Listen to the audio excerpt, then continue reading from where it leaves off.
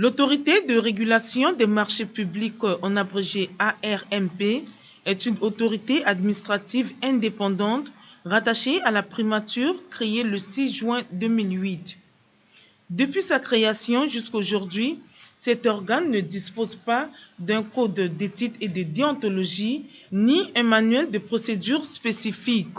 Ce vendredi, cet atelier a été organisé dans le but de valider les projets du manuel de procédure du comité de règlement des différends, du code d'éthique et de déontologie de la commande publique, ainsi que la charte de transparence en matière de marché public, afin de rendre plus dynamique et efficace le fonctionnement du dit organe. Le secrétaire permanent de l'Autorité de régulation des marchés publics, M.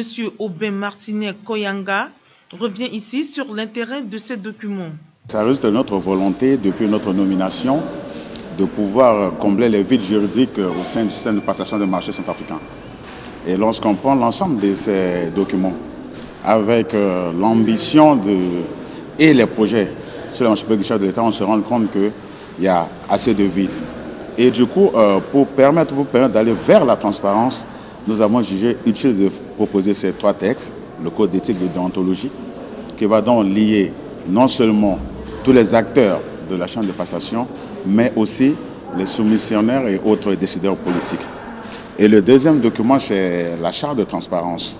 Nous sommes rendus compte aussi que si l'État veut construire des écoles, des hôpitaux, des routes, il faut un minimum de transparence, parce qu'on s'est rendu compte, après l'examen des rapports transmis par la DGMP. Dans son mot de circonstance, le représentant du Premier ministre, M.